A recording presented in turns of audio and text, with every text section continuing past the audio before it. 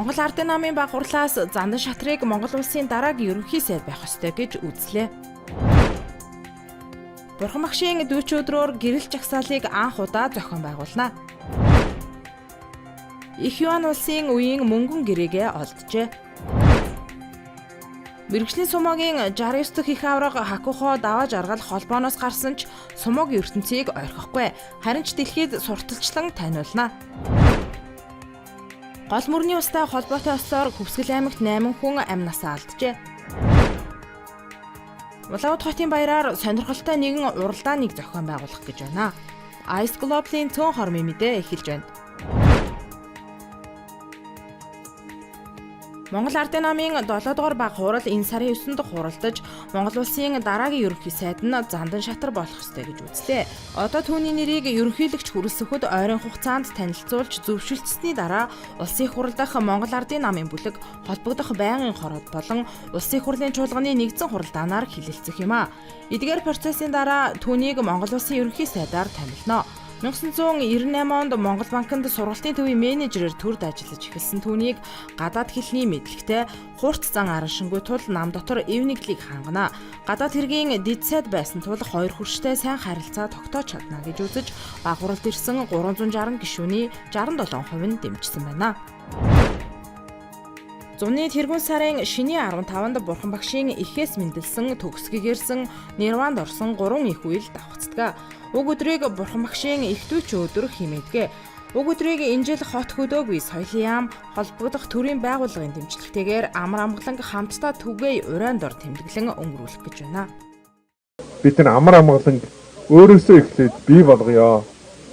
Сэтгэлийн боловсролд шамдъя. Бид нар англи хэлч гэдэг юм уу? Эдийн засаг, хууль, мундаг мэддэг болсон. Гэхдээ харин яг хүн байх гэдэг биднэрт бас хангалттай байгаа юу үгүй гэвэл хүн болгон өөрөөсөө нэг тийм тодорхой үнэлт өгөх баха гэж байгаа. Тийм учраас жил бүрийн Бурхан багшийн дүүчин өдрөөр гандагчлын хийд тэргүүтээ Бурханы шний сүм хийдүүд төрийн бус байгууллагууд өнөө сэтгэлтэй олон хүмүүс нийлээд уриалга гаргадаг. Өнөөжлийн уриалга болоод энэ байгаа шүү гэдгийг ингээд та бүхэнд бас онцолж хэлье гэж бодож байна. Гандан тэгчлэн хийдээс Сүхбаатарын талбайд нийтэд зориулсан боловсрол соён гэгэрлийн үйл ажиллагааг зохион байгуулна. Тухайлбал насныхан зориулсан йог, бяцлаглалын танилцуулга бүхий сургалт, Бурханы шашны тайлбар бүхий ном хурах ба маань хөгж өнө. Түнчлэн анхудаа гэрэл жагсаалыг зохион байгуулах юм а. Манай улсаас анхудаа мөнгөн гэрээгээ олджээ. Тодруулбал мөнгөн гэрээгийг Баян аймгийн Булган сумын нутаг Улаан даваа хэмээх газраас өнгөрсөн оны 5 дугаар сард нутгийн иргэн Ансагаан, Аманжол, Аманбек нар олжээ. Харин холбогдох хууль тогтоомжийн хүрээнд төрийн өмчөд шилжүүлэх ажлыг Улаанбаатар хотын иргэн Отгон жаргал зохион байгууллаа. Судлаачдын үзэж байгаагаар энэхүү гэрээгийг Монгол эзэнт гүрний үеийн тэр дундаа Их Юан улсын үед дөрвөлжин үсгээр бичсэн бөгөөд мөнх тэнгэрийн хүчин дор хааны нэр хутагтай болтугай. Хэн үл бишрвээс алдах өөхөх гэсэн утгыг агуулжээ. Барагшин. Харин тэгээд цуцсан байж гисэн. Тий. Тал цуцсан. Ингээд ташуу. Нэг татчавал ахандаа мэдээгүй тэгээд ямар ч юу байгаагүй. За өнөөдрийн байдлаар бол бидний мэдж байгаагаар одоо яг энэ мөнгөн гэргээ 4 болцсон байгаа. Дөрөвдөх нь одоо та бүхний алсан мөнгөн гэргээ гэж ойлгож байгаа. Манай улс өөрийн нутаг дэвсгэрээс мөнгөн гэрээгээ олсон нь олон талын чухал ач холбогдолтой. Гэрээгийг Чингис хаан үндэсний музейн сан хөмрөгт шилжүүлсэн байна.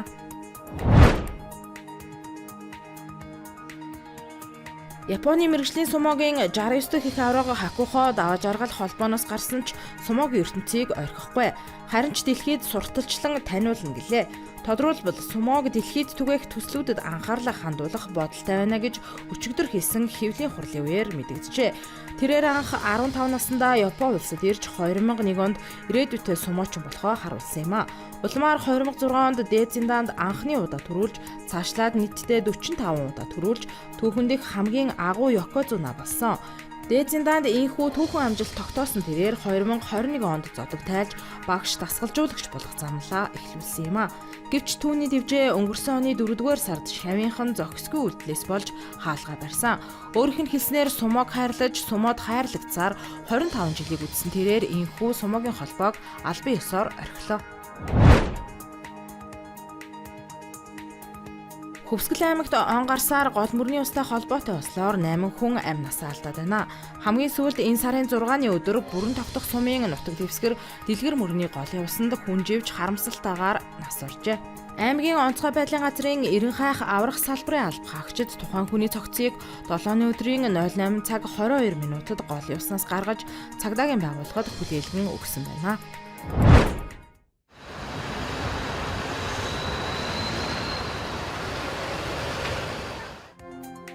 Буриадад Улаанбаатар хот байгуулагдсны ойн өдрийг өвөрмөцөөр тэмдэглэн өнгөрүүлэхээр бэлтгэж байна. Тодорхойлбол 6 сарын 13-наас 14-нд Улаанбаатар хотын 359 жилийн ойн өдөр тохионо.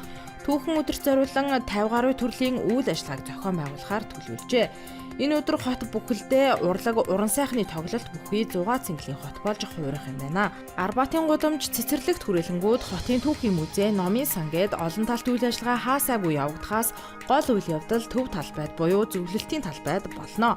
Энд зохион байгуулагчид онцгой нэгэн цочор сонин зүйлийг төлөвлөж уралдаанд оролцох ёстод зориулан 3590 ширхэг зармаг бэлтгээд байна. Ice Globe-ийн цөөн хормын мэдээ байла. Амралтын өдрөө ая тухтай өнгөрүүлээрэй.